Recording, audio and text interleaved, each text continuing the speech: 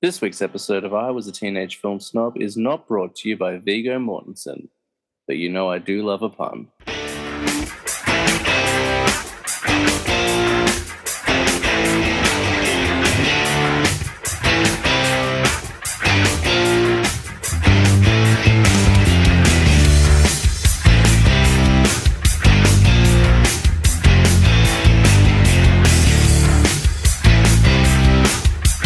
Welcome to I Was a Teenage Film Snob. I'm James Chalmers, your friendly neighborhood film snob, and ladies and gentlemen, this is episode 98 of the podcast.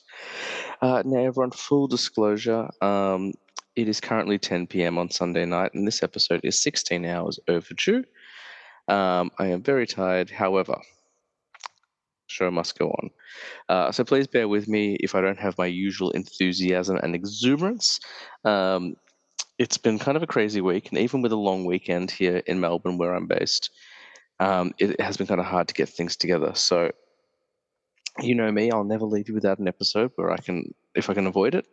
It just means you'll get a slightly less, I don't know, exuberant. I guess I've used that word twice now already, which is not a good sign for the beginning of the show. It's just going to be kind of less like maybe like, hey, everybody, and putting on a show and much more reserved and understated, which, considering the topic of today's episode, I think is probably not a bad thing. But before we jump into that, we'll do a little bit of movie chat up front. I want to plug something as well. Something cool happened this week, and I want to kind of let you guys know about that as well. And then we'll dive into the conversation at hand. So I'm not sure how long the show will go for today. There are quite a few things I want to kind of get off my chest and talk about, and especially following last week's episode.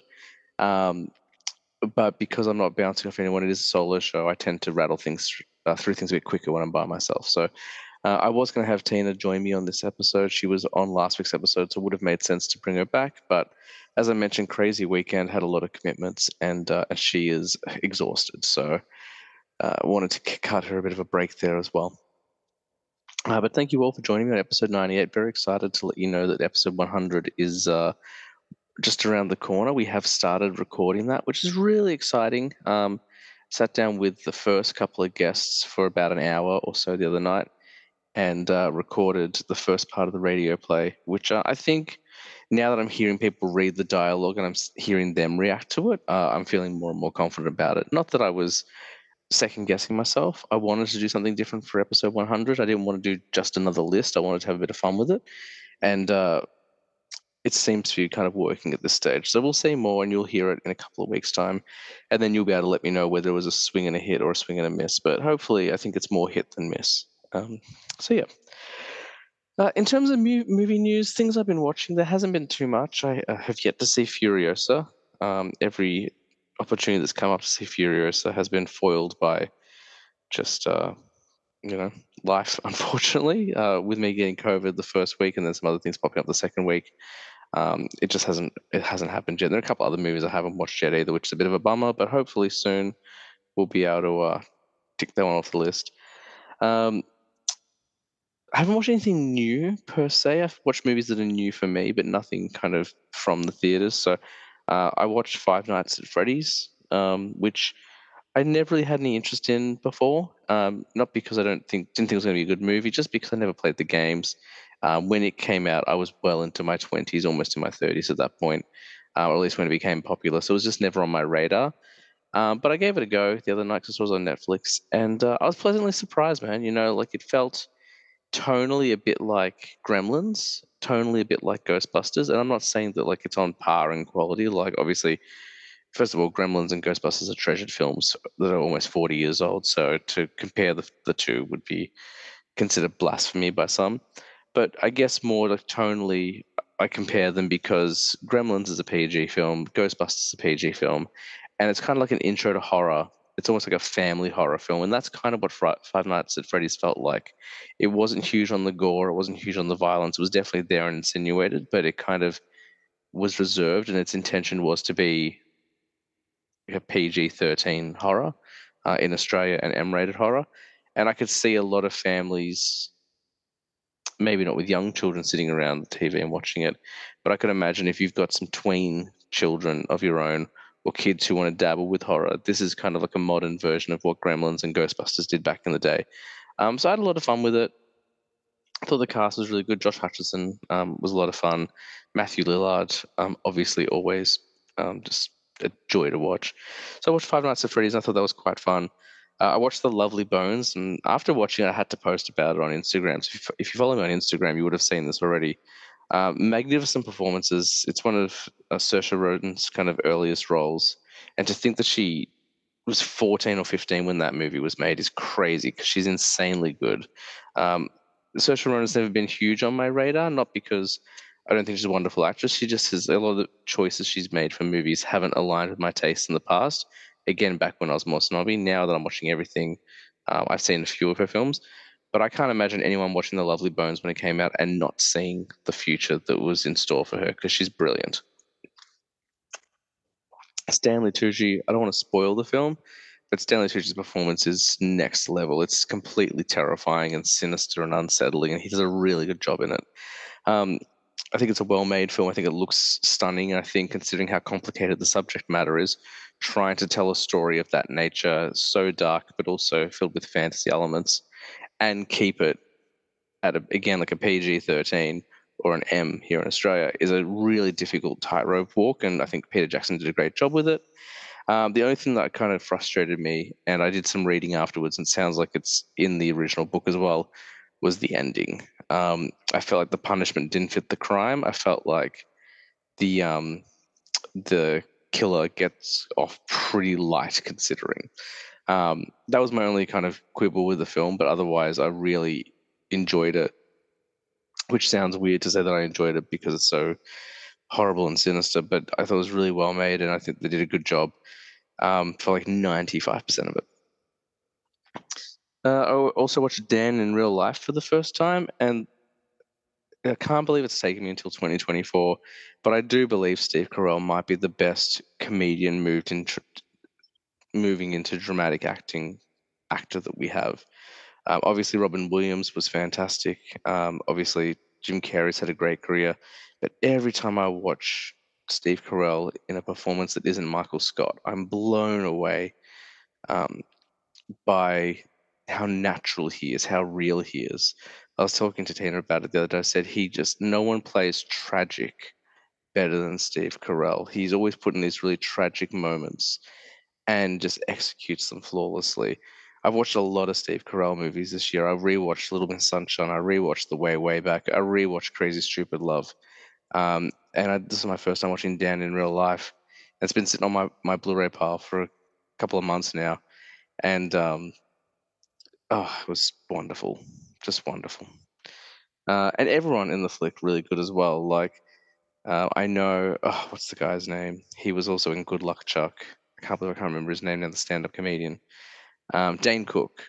I know Dane Cook is kind of a subject of frequent criticisms online. He kind of falls into the same, um, I guess, category as Nickelback or um, M Night Shyamalan. Kind of like there's just a couple of people online who always get criticized more than anyone else. I know Dane Cook was one of them, but I thought he was really good in it. I actually think he's pretty good in Good Luck Chuck as well. I rewatched that recently, and there are definitely moments in it where it gets a bit silly, but for the most part, I think he's quite good in it. And then the last movie I watched this week is now a contender for one of my favorite classic films of all time. I've said time and time again on the show how much I love 12 Angry Men, how much I love Psycho, but it took me my entire life thus far, but I finally watched To Kill a Mockingbird, and Jesus Christ, is that a wonderful film. Um, and holds up insanely well.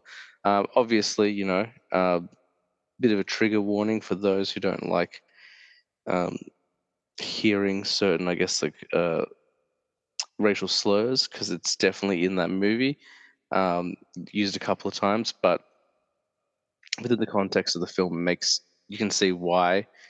Like, you're not really seeing any good characters use that word. Um, but boy, is it a compelling watch! Like it moves really quickly. It's never boring. It's always got something going on, and yeah, I actually can't wait to rewatch it already because it was such a great movie. So there's some movie talk for you, because the rest of the episode today is going to take I don't want to say a darker turn, but definitely like a less fun turn, I suppose. But before we jump into that, I also wanted to just, shout out quickly. I won't plug any of my stuff this week. I'm not going to try and sling your shirts or anything like that. But Sam Tennell, Maiden Macabre, she was on the podcast a couple of months back. I can't remember the episode number, but it was called Mistress of the Dark, and she came on and talked about her favorite movies of all time. Well, I think she was one of my very first international guests outside of the podcasts I've worked with before, when I was kind of doing my tour of American film lovers. She was on recently, and as of this week, she's just released her first book.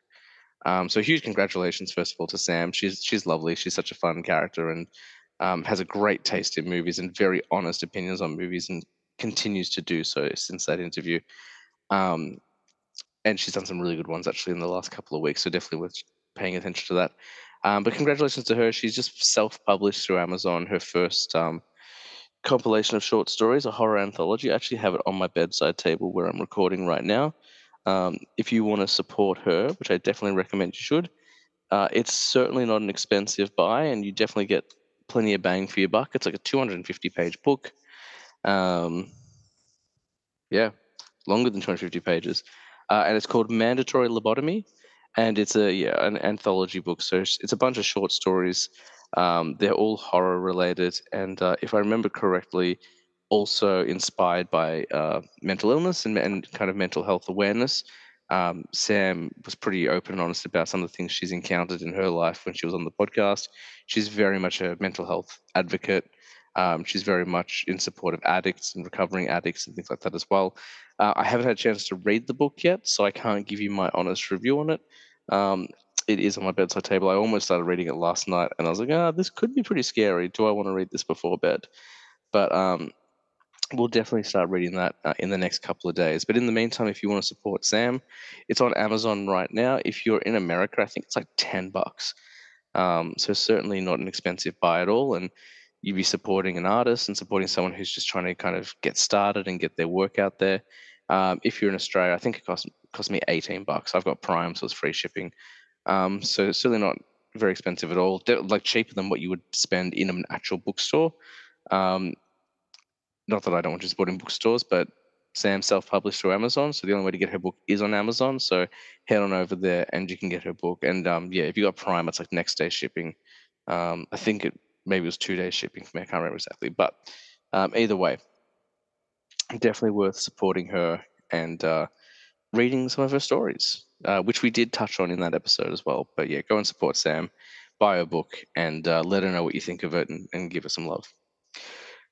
Alrighty, with all of that out of the way, last week it's actually interesting. I mentioned Sam and I mentioned talking about mental health because we're going to continue that tangent. Last week, I told you all the story with a bit of a laugh, with a bit of a bit of a wink and a bit of a chuckle about how I ended up in the emergency room, and I was able to do so because I am okay.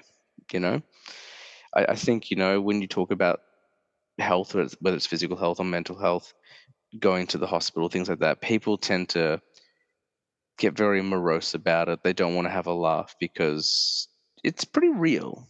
It's pretty real to go through all that sort of stuff, and people don't want to make light of it. But last week, Tina came on the show with me, and I just wanted to kind of put it out there. I put up some photos a few weeks earlier about my trip to the hospital, and was a bit just wanted to kind of talk about. I think I'm not the only one who's been saying it, and apparently it's Mental Health Awareness Month. I wasn't aware of that at the time of posting it, but it's always important to kind of talk about your feelings and talk about what's going on and share that, like not bottling it down, not kind of you don't have to survive through it on your own. There are always people you can talk to. So I want to tell my story because, as I said, it wasn't particularly scary. And there was some pretty funny things in there, but also if I share my story, then maybe other people feel comfortable sharing their stories as well. So I talked about that with Tina, and it took like probably close to an hour to tell that story about how just my trip to the ER and everything kind of led up to it in that day, and then kind of the subsequent results. I'm still medicating, still on my beta blockers I was talking about. Getting less sleepy now, which is really nice. I'm still tired each day, but that's still because I've got lingering COVID. side effects, so that's fun. But the medication isn't really messing with me anymore, which is good. Unless you listen to this podcast and I sound completely ridiculous and sound like I'm talking gibberish, at which point it's affecting me. I'm not aware of it. But no, still on the blockers. I'm going to talk to my doctor in the next week or so and try to see if I can come off them, not long term, but got some stuff coming up at the end of June, which I will talk about on a podcast once it's all good for me to talk about it. But staying on the blockers beyond the end of June might be problematic for some of my plans and stuff like that. But I'll talk more about that when time comes up. But we kind of left the episode on a cliffhanger. I said to Tina, like one thing I want to talk about was obviously we know how I got to the hospital on the day of my trip to the hospital. But one thing we didn't get to touch on was the journey to the hospital, kind of beyond, oh, I had heart palpitations that day, because it didn't all happen in a day. The journey to that hospital trip, the journey to the emergency room was 20 years in the making, 20 plus years in the making. And that's because, historically speaking, I've been quite quiet about my mental health. And not that I've hidden it from people. I'm very open about the fact that I've had mental health issues throughout my life. I've talked about anxiety and depression pretty openly, but I've never really told the story. So, what I'm going to do today, in like a brief summary, I'm not going to go into every individual detail, and there are some things that I won't share simply because it's not my story to tell, or because maybe I'm not ready to talk about it because I'm still processing myself. But what I'm going to do today is tell you the prequel to me arriving in the hospital. I'm going to stop being silent. I'm going to open up and talk about why I end up in the hospital, and maybe like through that process we can figure out how I could have avoided it. I mean, look, the answer is pretty simple. I should have just talked about it, but I didn't, and you'll see why. So without further ado, I'm going to get into this now. It's probably going to be less funny than last week, not because the stories aren't funny, although they're not, but because I am doing it solo. I do want to preface as well, even though I shouldn't have to, even though we talked about this last week. This is not me complaining. This is not me whinging. This is not me blaming other people. Yes, external factors created my mental health issues, but would they have been there regardless of what happened to me early on? Maybe. I don't know. So this is not me complaining. I've processed most of this stuff, so I'm very comfortable talking about it. Um, Anything where it's a story shared by others, I might be a little bit more vague. I'll keep as many identities private as possible because there are certain parts of the stories that aren't just mine to tell. They belong to other people as well, and it's not fair to tell their story without their permission.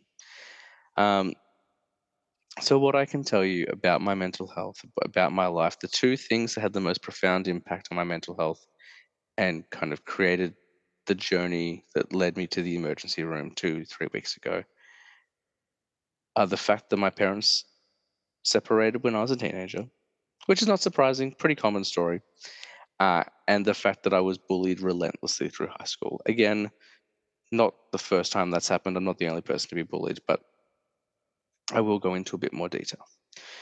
I'll talk about the parents separating things first. I think that provides context as to why I chose to be silent through most of my teen years.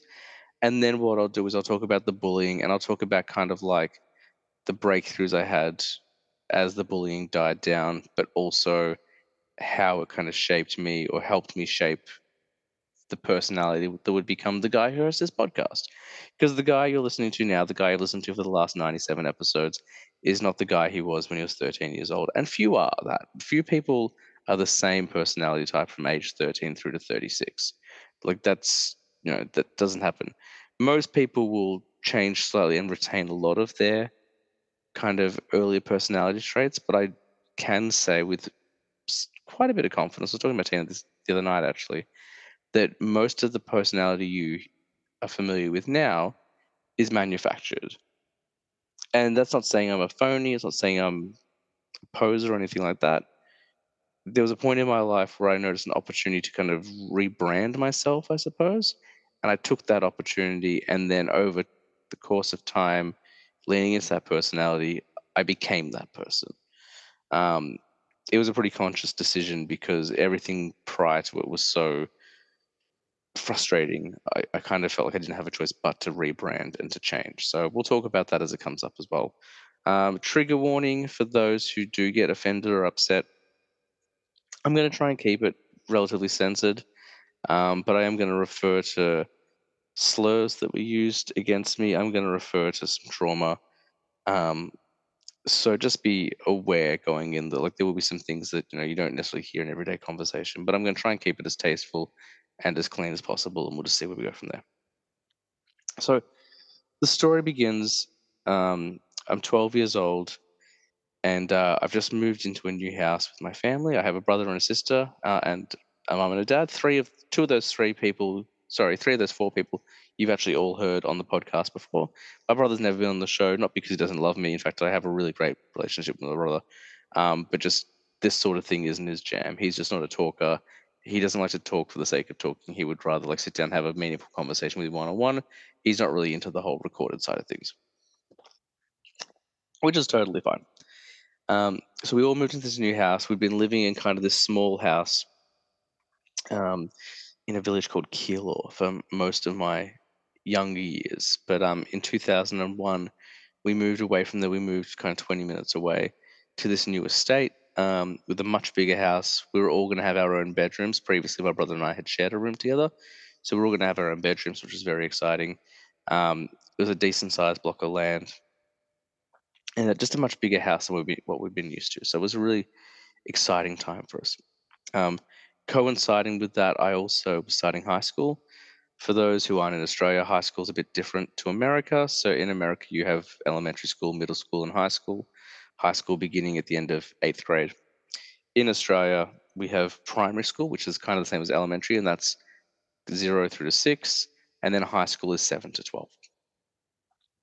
So I was starting high school, which I was very excited for, because all through my primary school years, I wouldn't go so far as to say I was a popular kid, but I had a lot of friends because everyone just kind of hung out with everyone. When you're younger, and I'm not sure what it's like now, and that's the thing I'm kind of scared about having a daughter is, will her primary school experience be similar to mine, where she kind of knew everyone and everyone was friends with everyone, or will it be a little bit more cutthroat than that? I'm hoping the former, obviously. Um, but yeah, we all kind of knew each other. We all kind of hung out with each other. Yes, there were kind of smaller, unique friendship groups within it, but there was not really any bad blood like in primary school. It was really good. So I was excited for high school. I knew I was going to be um, separated from a lot of people I'd kind of grown up with, but my three best friends that I'd spent most of my primary school years with were all going to the same high school as me. And in our first year of high school, we were all put in the same class as well. So it's like, this is great. We're going to have a great time together. It's high school. There's going to be new kids we're meeting, new girls, which, with 12 heading into 13, like that's definitely on our mind. We're all relatively athletic. We all like to play soccer and sport and stuff like that. So we were all pretty keen to move into high school. We thought it was going to be pretty cool. I'm not going to name the school that I went to. Those who know me know the name of the school. Um, and also, like, and not because I'm like worried about upsetting them or kind of exposing anything like that. Like, I'm going to be very, very honest about what happened. I'm not blaming the school. Like, there were opportunities within my years at school to come clean and to ask for help. I was just too afraid to. But before we get to school, I have to get back to my parents. Sorry. Um, so I start high school in 2001, and it's not what I'm hoping it'll be. Like, there are parts of it that are fun, but for the most part, it becomes pretty nightmarish early on. And then I want to say it's towards the end of the year. I can't remember exactly when it happened. I always think that it happened not long before my birthday, which is in November, but I think it's probably close to the middle of the year. Um, it's announced one weekend um, that my parents are separating. I remember that night verbatim. I remember every action. I remember every beat. I don't remember everything that was said, but I do remember exactly how it unfolded from the lead up to the conclusion of it. I'm not going to talk about what happened that night too much because there were five of us in that room, and I haven't asked the other four if it's cool for me to talk about it. We've all processed it in our own ways, but that's different. It's okay to process something privately. It's very different to have someone talk all about it and air your dirty laundry in a public forum like on a podcast. Um, but what I can say, it was with confidence easily the most traumatic day of my life. I don't think that's unfair to say. I don't think that's shocking to say. I don't think anyone would be surprised by that. Um, I have great parents. They were great before they separated. They're still great now. I have a great brother and a great sister. They were great before my parents separated. They're still great now. Um, but ultimately, decisions were made, feelings had changed, and my parents separated. And I remember what I remember from that night is that I didn't cry, which you would think that you would in a situation like that. I know tears were shed. I won't say who cried. Again, it's not my business to share that. But I didn't cry. I'm the oldest of the three children in the family, and based on kind of the way events unfolded, I decided right then and there that if other people were going to be upset, I couldn't let myself be upset. I couldn't cry. I couldn't talk about how I felt because there was so much raw emotion in that room that night that if we were all upset and crying, and rightfully so, because we were, then someone should have a clear head. And so that became my default setting. Um, Whatever the last time I cried before my parents separated, that was the last time I cried in life. Now, granted, there are some exceptions. I'm like I was very depressed a few years ago, and I know I definitely cried a couple of times that year, and I cried the day my daughter was born because I was so happy. But as a hard and fast rule, once my parents separated, I really did stop crying. I just don't cry in real life anymore. Like very few things move me to tears, and that's not to say that I don't get upset by things, but I kind of had to form this like almost like this dam kind of behind my face where it was like, look, you don't get to cry anymore. You don't get to be sad. Like you can be sad, but you can't show it. And it wasn't even a manliness thing. It was like a growing up thing. I was forced to grow up quite quickly. Again, not an uncommon trope for kids who have gone through divorce and stuff like that. Um, but again, I had two younger siblings I had to think of, and the future of our family had become so uncertain that I felt like I couldn't be vulnerable. I couldn't be sad. I couldn't do those things because with everything my parents were going through and thinking about constantly, I didn't want them to have to worry about us as well, which is ridiculous because parents are always going to worry about their children. As a parent, I know I always worry about my daughter. So with three kids, I'm sure my parents were constantly worried about us. But even still, I turned it off. I just stopped crying, um, which is so funny because I've talked about how I cry all the time in movies, and the things I cry at most in movies is happy families, is families who are reuniting, getting back on the same track, putting aside their differences, um, accepting one another for all of their flaws. Like that's why Instant Family destroyed me the first time I watched it. That's why The Big Sick destroys me when I watch it. Um, because these are families who, despite everything going on, have found a way to kind of contain love within their unit as a family and move beyond whatever nonsense kind of gets in their way. Um, so I stopped crying, and after a while, I just kind of stopped talking about it. I didn't want to be the kid known as the kid who always talked about his parents' separation or parents' divorce. Even with my friends, like I can't tell you how many conversations I had with my friends about my parents separating. And they never told me to stop talking about it. It wasn't like I talked about it so much that they told me to shut up. I think I mentioned it kind of. I mean, I have no recollection, but I don't think I talked about it very often. I think I mentioned it. There were maybe some kind of early, kind of preliminary conversations, just kind of like them checking in. But I think after the first couple of months, I just stopped. And therein lies the problem. I didn't talk about how I was feeling. Um, And in my teenage years, um, my emotions were quite tumultuous. You know, I was not happy ever during my teenage years.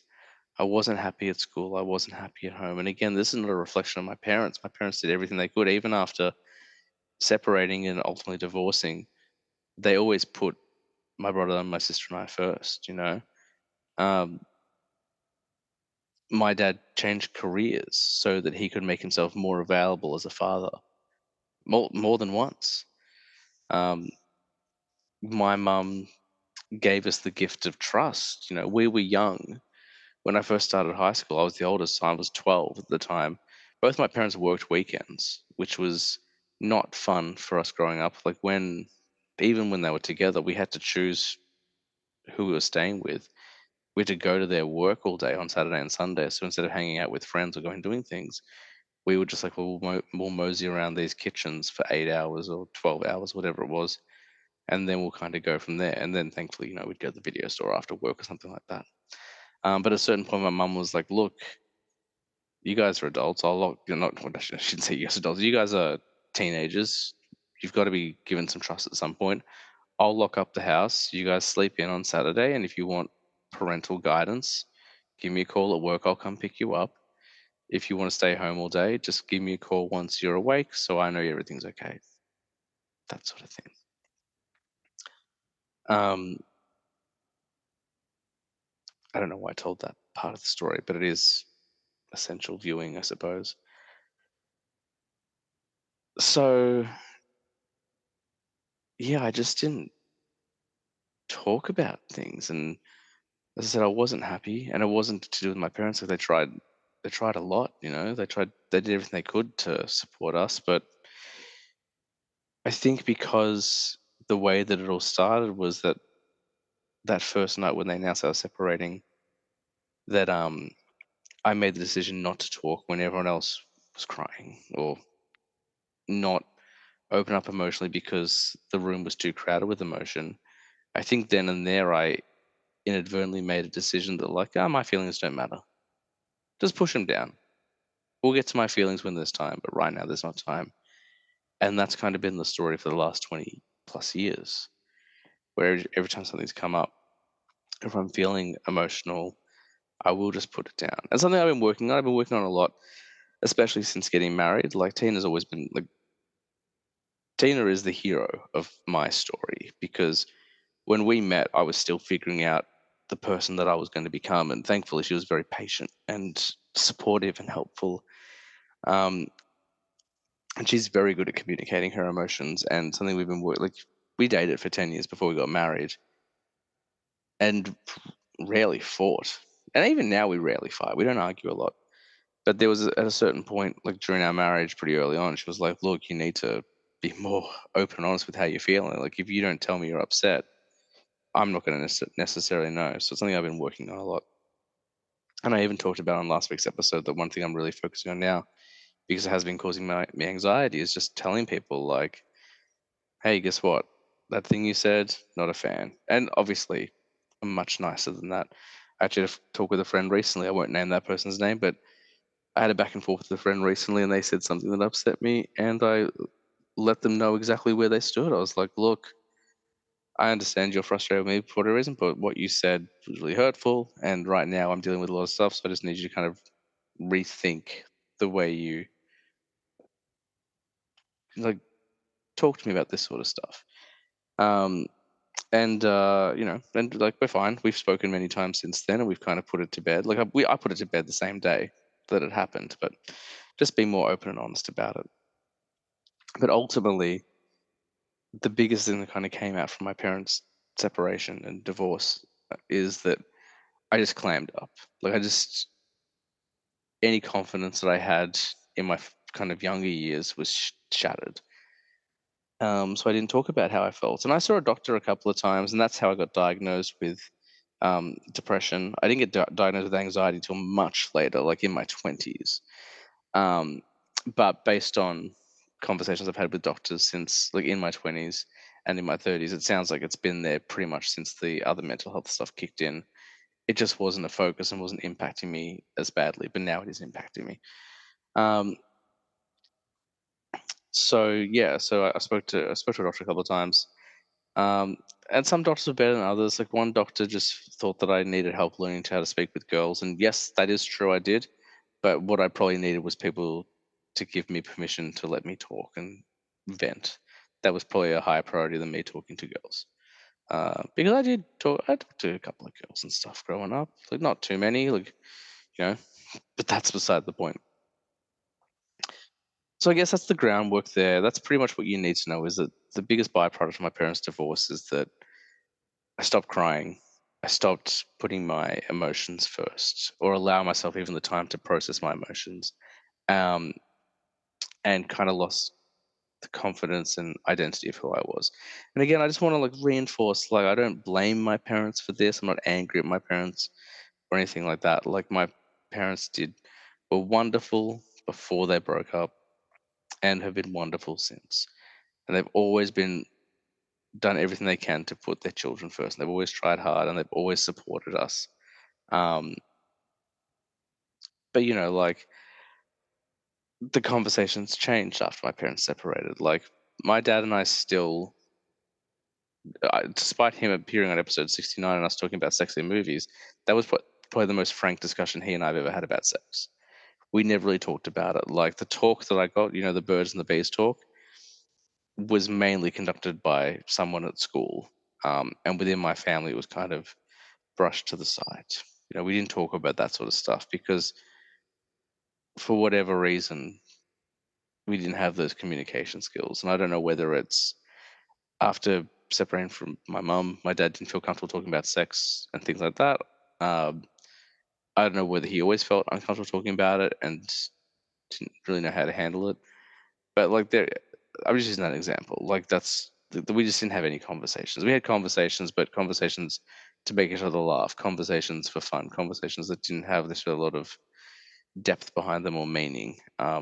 Certainly no conversations where it was like, hey, let me tell you about how I'm feeling and how I've been feeling at school. I I don't even know if my parents still listen to the podcast. Possibly not, and that's totally fine. But if they are listening to it, they might not even realize how much bullying I endured in high school. I didn't talk about it. I just kept my mouth shut. So let's jump into the high school at all, because that's really what impacted my mental health more than anything else, and kind of everything I've done from age 12 onwards is spun out from my high school years. Now I've got a friend, really wonderful friend of mine, and she always says that everything happens for a reason. And if it weren't for the experiences she endured, she wouldn't be the person she is today. And whilst I understand that mindset, and I do agree with it, like she's right, everything does happen for a reason, and not because some cosmic being is organizing it, or maybe they are, I don't know, but because things happen, and that might be the reason. It's like, hey, this thing happened, and we are the sum of all of our experiences. Where my opinion changes is that just because these things happen doesn't mean they should happen. Um, but so when I move into high school, I'm excited. I'm looking forward to it. It's a new school, new kids, like new teachers. Like we're meant to be a bit more grown up. Um, I can't wait for it.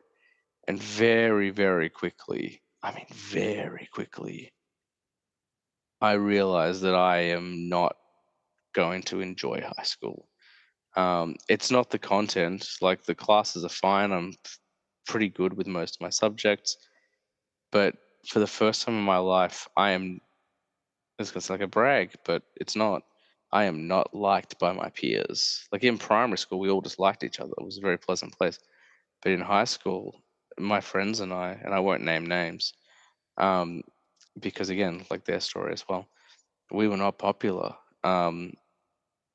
I didn't know how to describe my friendship group and I for years until I saw the In-Betweeners. And then I was like, oh, that was us. We are those four guys. And I was like a mix between Simon and Will, which is probably the worst two you can be a combination of. Um, and we were ridiculed daily. And I still don't know why, other than we were enthusiastic about being at a new school. We were enthusiastic to meet people. We were enthusiastic to try new subjects and make new friends and stuff like that. And that sort of thing was kryptonite in high school. Um, I was going to use the word, but I think like I would only be using it for shock value, so I'm not going to say it. But there's a particular homophobic slur. You all know the one I'm talking about. Um, that was to say it was a nickname would be letting the school kids I went to get off light. It was thrown in mine and my friends' faces every single day, multiple times a day, constantly being verbally abused and harassed for no other reason than for being friends with each other and again wanting to be at school. Um, and I didn't take issue with the word because I was like, "Don't call me gay. That's the worst thing you could call me." Like, had nothing to do with that. It was more just like it's such a hate-filled word, and like these kids didn't even know me, and they were throwing it in my face and yelling at me and abusing me and stuff like that. Me and my friends. And look, I didn't keep tally. And if those friends ever end up listening to this episode, they may disagree. But I think of the four of us, I did cop it the worst. One friend, like, yes, he was in our group of friends, but he was also a really wonderful artist. So like, there was some acceptance there. 'Cause, like, well, like he's part of that group of four, but at least he can draw cool monsters and cute girls and stuff like that. And another of my friends could play guitar, so that was kind of like, well, he's in that group of four, but at least he can play some sick guitar. You can hear the 2001 coming out of me, sick guitar. And the other one drummed. My superpower was writing, which is the least cool thing when you go to high school. So even with that, I wasn't getting out of jail free. I was just copping it day in, day out. Um, I hated high school. I didn't want to be there. I developed a psychosomatic cough, bored of anxiety and fear because I just didn't want to be around there. Like, if you ask me, I could still tell you the names and faces of every single teenage boy I went to school with who made my life hell. Um, so that was there's 4 years of that. 4 years of that, day in, day out. I didn't really make any extra friends during that time. Like the three friends I was friends with heading into high school are pretty much the only three friends I had leaving year 10. Um, I forgot to mention at the start when I talked about the way high school works. There's actually two steps to high school. You got 4 years of high school, and then your final 2 years, year 11, year 12. We're on a different campus for the school that we went to. But so for those 4 years, it was very much just survive. Um, and because I was becoming I was quiet with my emotions. I wouldn't talk about my feelings, but I was a loudmouth, so I'd get myself in trouble with the bullies as well because they would say something and I would mouth off back, and then that would increase the abuse tenfold. Um, I wasn't a fighter. I wasn't tall. I'm still not tall. I'm barely 5'4". In high school, I was even shorter. I was very skinny, so I wasn't like I didn't have muscle on me. Like I was weedy. I was like this little weedy kid. So even if I wanted to fight them, which I didn't, I couldn't. I didn't have anything going on. The one skill I had is that I was pretty talented on the soccer field. So if I was having a rough day and someone had been giving me a hard time, I just prayed that we had phys ed together because I could body check someone pretty well in soccer.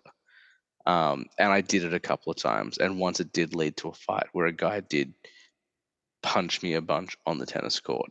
Um, but weirdly, like only like gut shots, so I didn't have any bruises. No one knew about it.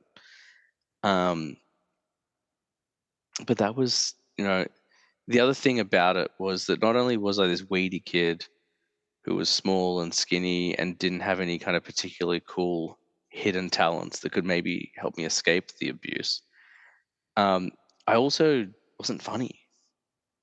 Like And not to say I didn't have a sense of humor, I could laugh at things, but I was a weird kid. Like I liked video games and trading cards, and I wasn't into comic books yet, but like movies and heavy metal and stuff like that. So I was kind of a weird kid, but I didn't have the confidence to try and make people laugh that I certainly do now. Um, so it was just this kind of rough, horrible, what felt like never-ending kind of barrage of verbal assault, and all I tried to do for 4 years was survive, just get through it, like just take the verbal beatings, smile and nod, and try to get through the day. And then when I got home, try to navigate the waters of my family as it was kind of falling apart.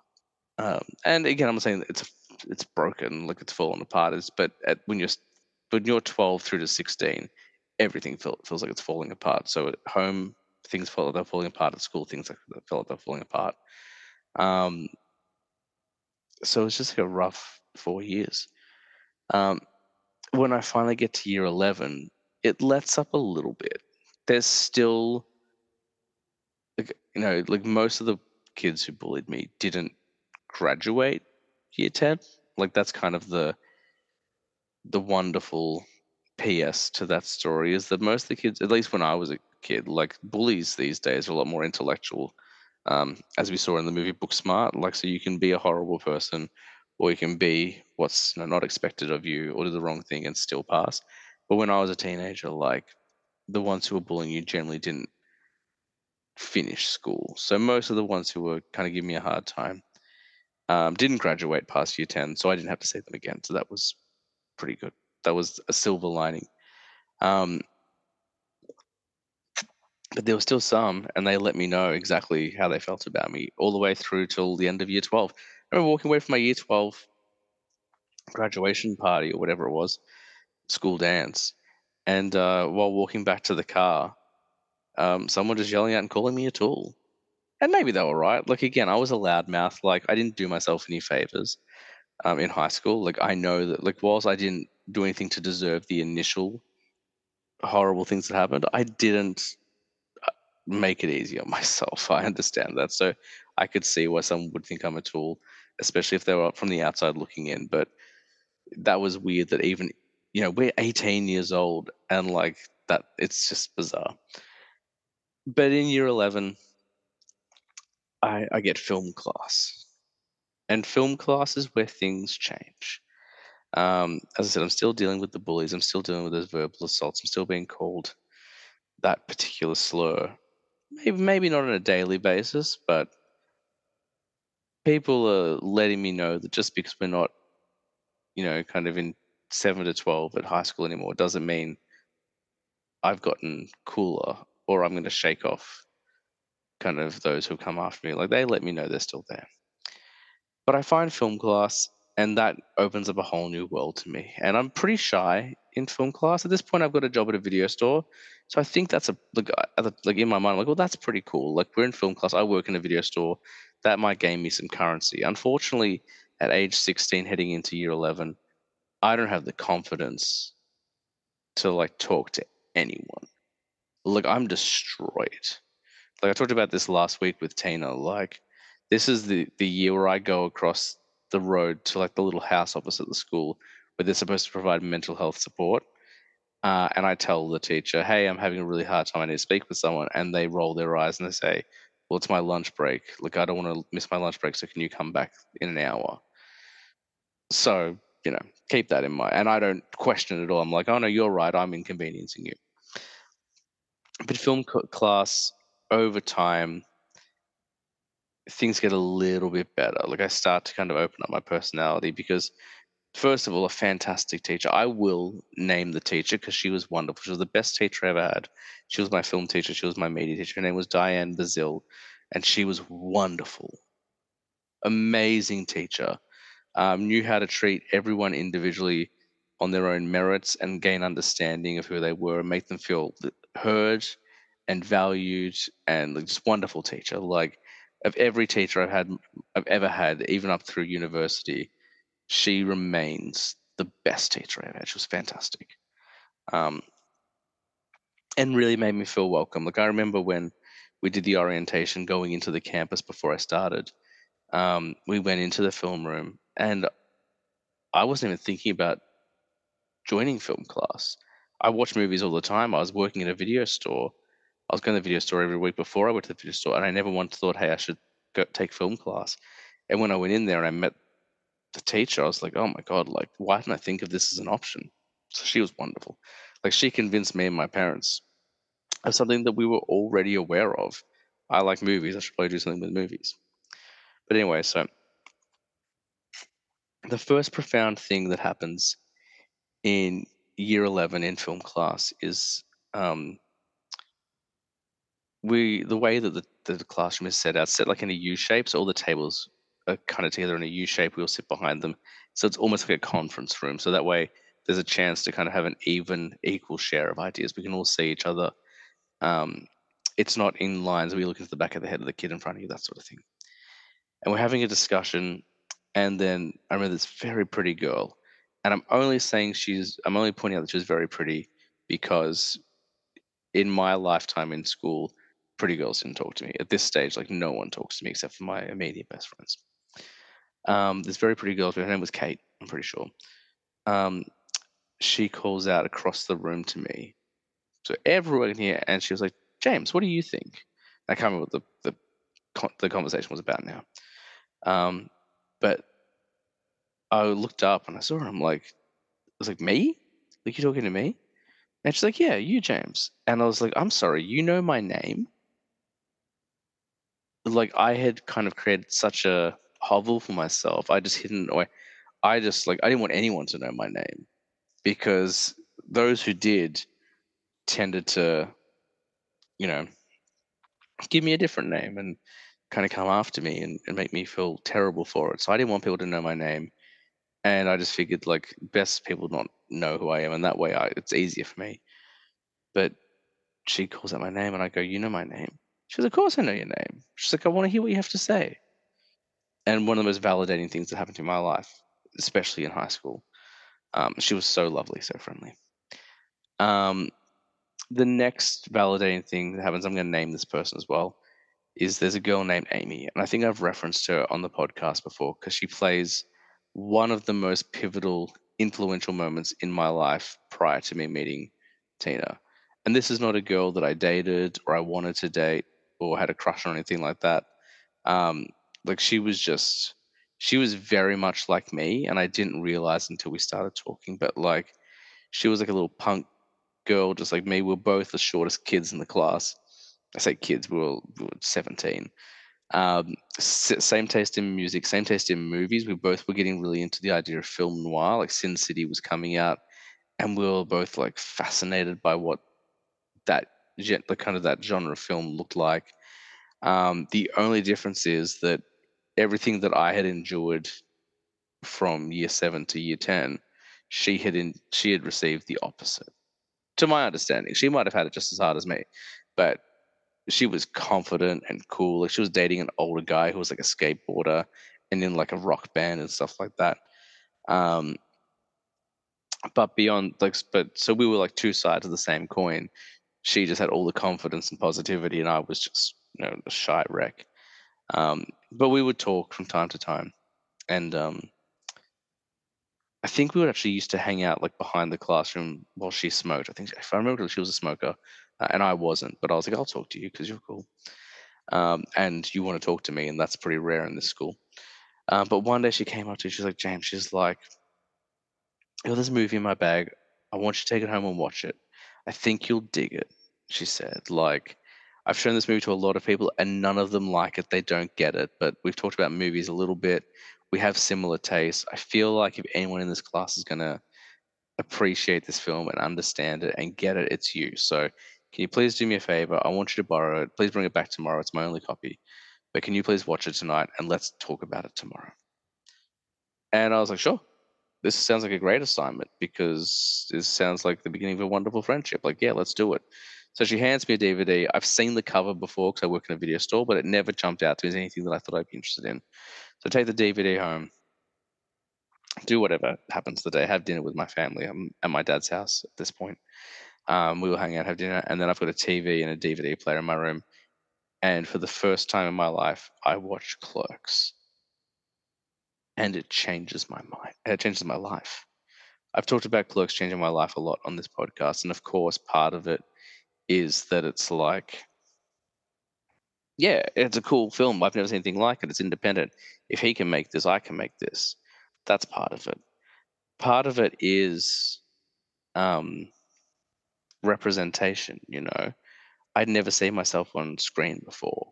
Obviously, I'm a straight white man born in a very like well-to-do, like well-off country. Like Australia's a very fortunate country. Victoria's a very good state. Like I went to good public schools, so straight white guys get representation more than anyone else. But I wasn't a football player. I wasn't a gym junkie. I wasn't like any of the even the nerds in movies didn't really reflect who I was. I was a different breed. And I watched Clerks, and it's two best friends sitting around making fun of people while watching movies and eating snacks. I'm like, oh, there's me. So I see myself on screen for the first time. But the thing that really captures my imagination is the sense of humor of the film. Like it's so vulgar and dirty, but real and reflected conversations that I was having with my friends. Um, you know, I would say we weren't as blue as Dante and Randall, but like there was a lot of similarities there. I was like, oh my god, like this movie's amazing. And I go back to Amy, and we compare notes and Clerks, and then I fall down the Kevin Smith rabbit hole. I watch every Kevin Smith film I can. I watch the Q&As, and 2 years later, I discover that he has a podcast because he started in February 20th, 2007, my first year in university. Um, but she shows me Clerks, and then I start to figure out what I want my personality to be. Because when we talked about the film, I would reference things and Amy would laugh. And I hadn't really had that in high school before. Had it at home, had it with my friends, but not with anyone outside of that very small group. And I'm like, making people laugh. Maybe that's the key to all of this.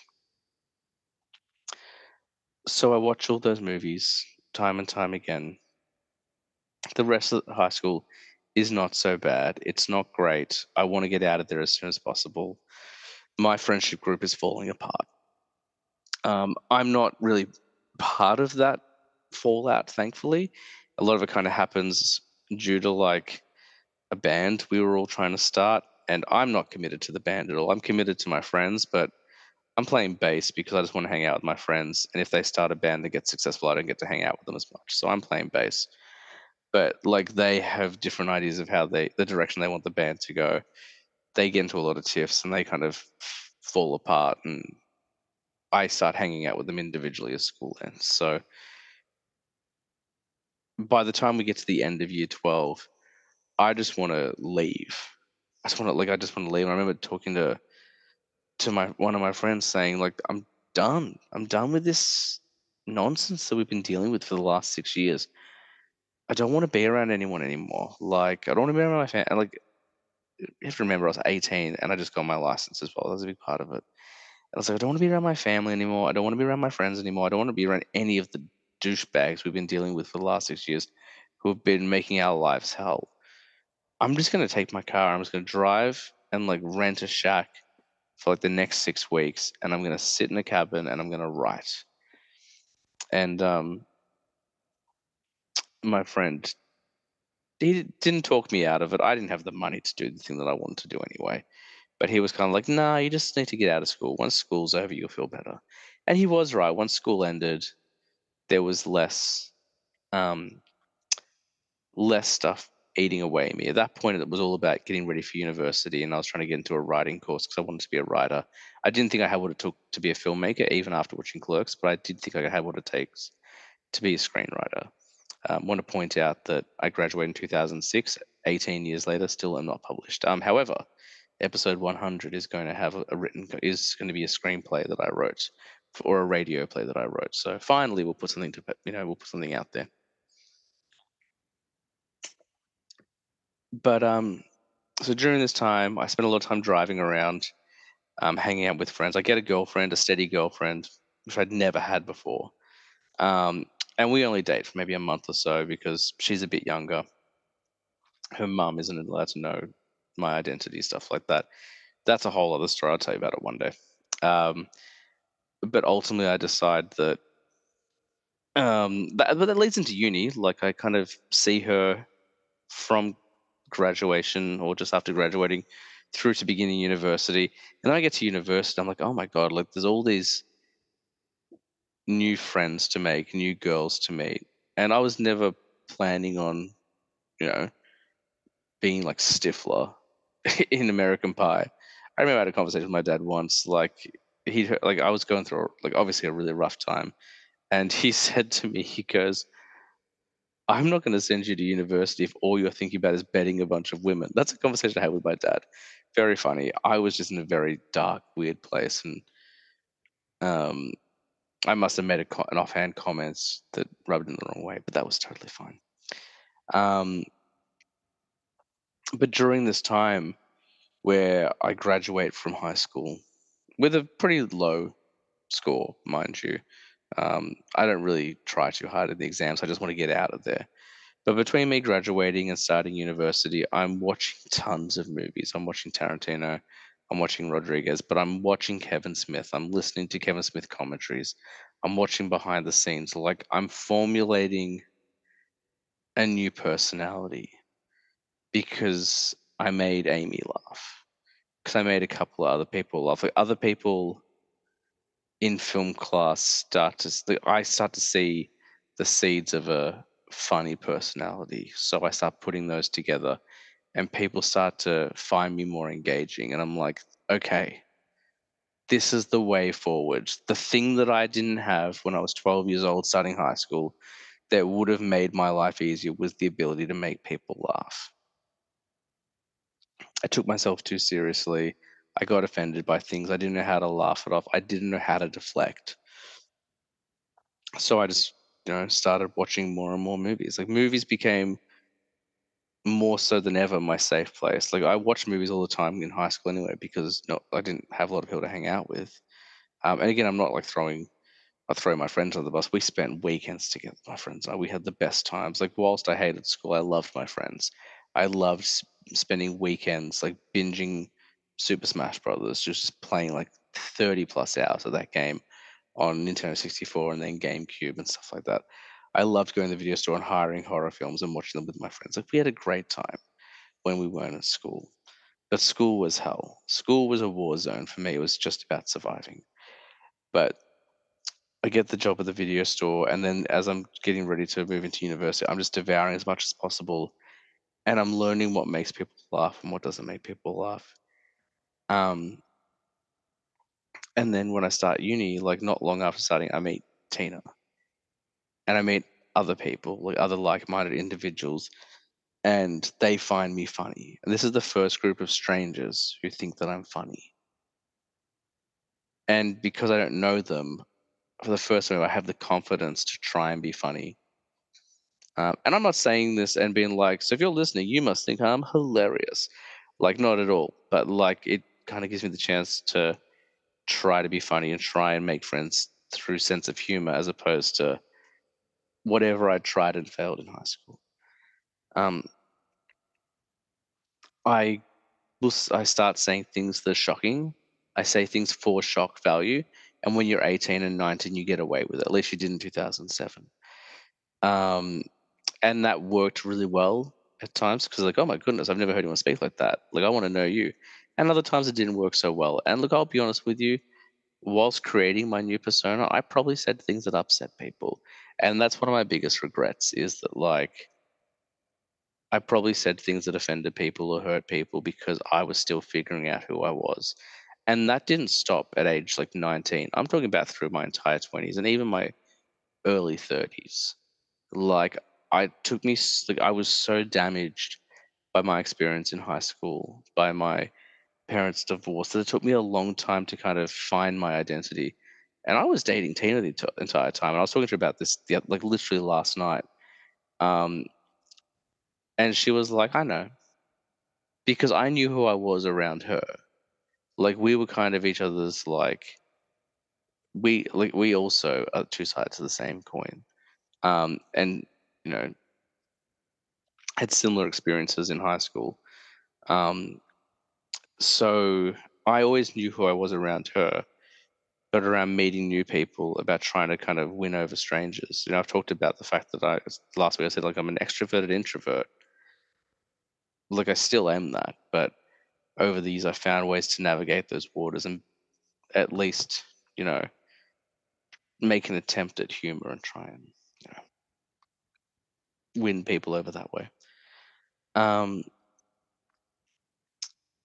but basically, I formed this new personality, and it worked. It worked, and it works, and it's who I am now. But from age 18 onwards, well, I guess like really from age 12 onwards, but definitely the decisions I made and the personality changes I made from 18 onwards are all predicated on three words, and those three words are "please like me," because for so long I wasn't liked. So if you ever listened, like if you listen to me on We Love Horror, if you listen to me on Midnight Terrors, the personality I bring to those shows is very loud and obnoxious. I'm putting on a show because I'm like, if I am going to be a guest on someone's podcast, I want to be memorable. I don't want to just be like, well, if we analyze the film like this, like, I don't want to be like everyone else on a show. I want to be like loud and memorable, so that way, when people hear that episode, they'll be like, who was that crazy Australian? Who was that ridiculously loud, over the top? Maybe he's a bit of a jackass, but he was funny, and I'm not going to forget who he was. It all comes back to please like me. I've started and hosted multiple podcasts over the last 15 years because of Please Like Me. I've made thousands of jokes. Some of them I took too far, even. Some of them not far enough, all because of Please Like Me. Um, and I don't want you to walk away from this thinking that I'm sad, because I'm not. I'm not. I'm very lucky. I have a job that I love. I have a beautiful family. My greatest crowning achievement is the family that I have. I get to do pretty much whatever I want whenever I want in terms of my hobbies. I have a very inexpensive hobby, except for collecting Blu-rays. That can get a bit pricey, but I get to watch all the movies I want, and I get to talk about them all the time on this podcast, which I also love. And I have not a large group of friends, but the group of friends I have is wonderful. And I'll tell you how wonderful my group of friends is. We're almost 100 episodes deep in a podcast, and they've never said no to me. Every one of my friends has been on this podcast,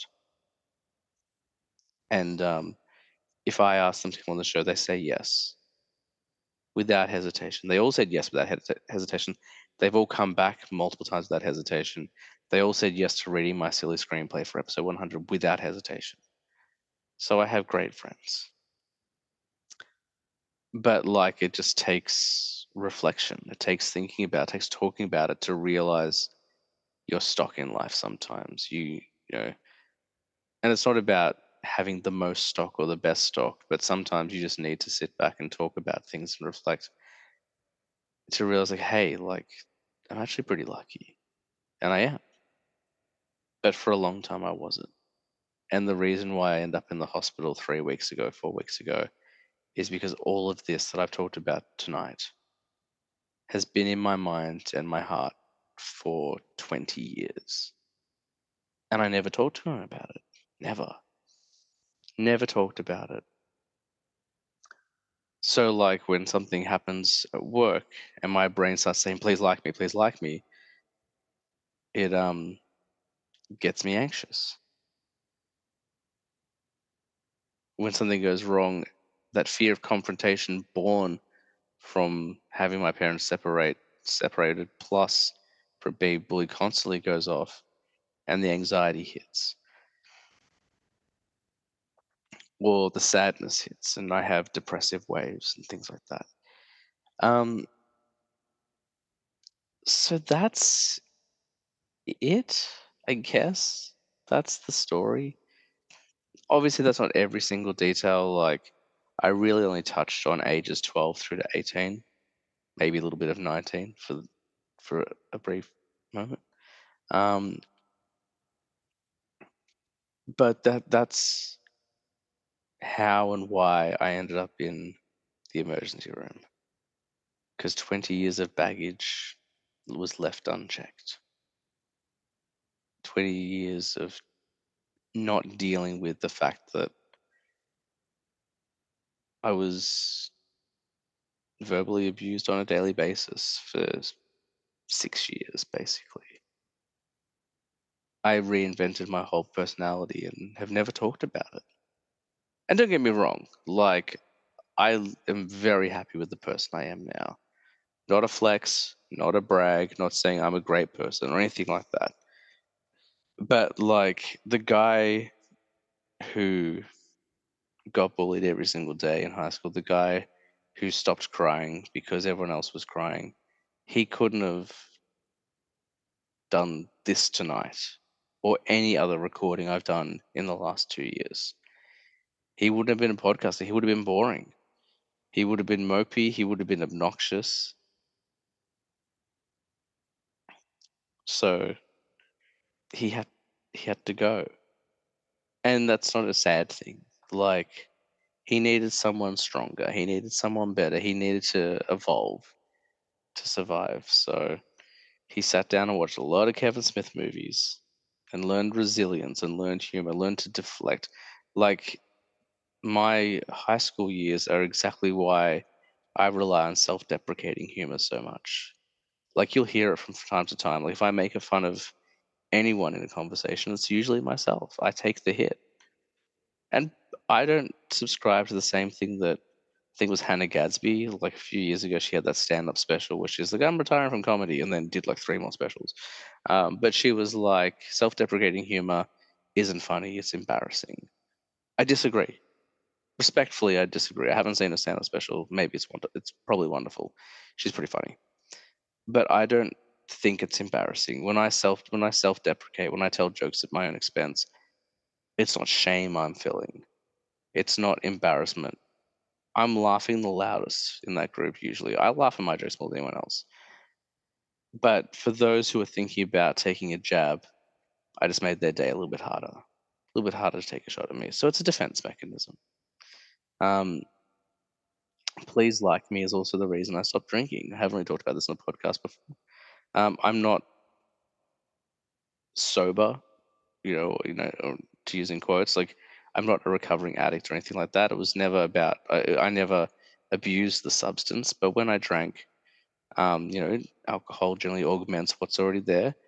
And I became very obnoxious. And like, if I was telling 100 jokes a minute when I was straight or sober, then when I was drunk, times it by 10. And it was unbearable. It was obnoxious. Um, and it was all please like me. It was like, look how funny I can be. Um, so after I turned 30, I stopped doing it. I stopped drinking. I was like, you know what?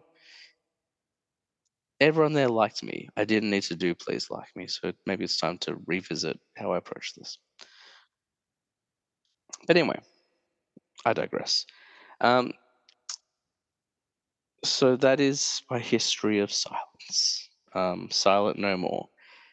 This is probably the last mental health episode we do for a while, at least the last planned one. You'll probably hear me open up about my mental health a lot more moving forward. I'll probably talk about it a bit more and try and like be more transparent with you, the audience, and with myself as well, to try and avoid these sorts of things happening again.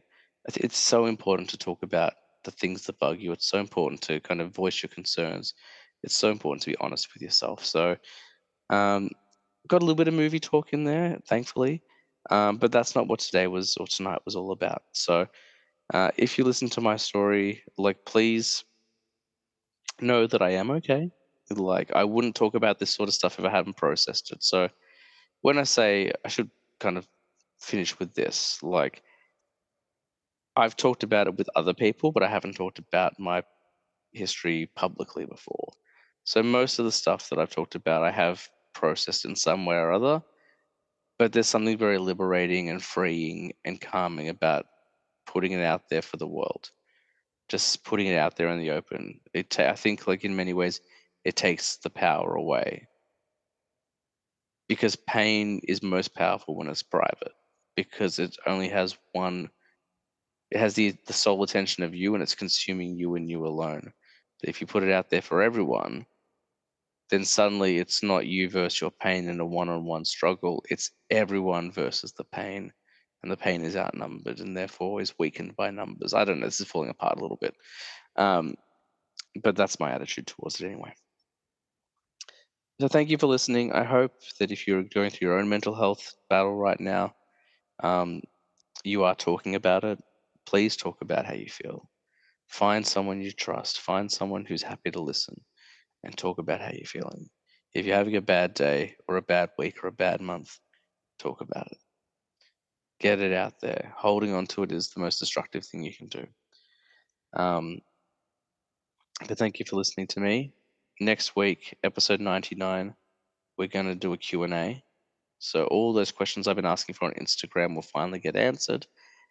And then the week after that is episode 100. And we've got more guests than we've ever had before on a single episode. It's the first ever radio play. It's the first ever fictional presentation we're doing. I'm very excited about it. Tina and I started recording it the other night, as I mentioned, and we had a blast. But thank you again for listening to the podcast and to this episode in particular. I told you it wasn't going to be particularly fun, but I think it's important to get it out there. Um, so that's going to do it for this week's episode. As I say every week, guys, I was a teenage film snob, but I'm trying to be better. We'll see you next week.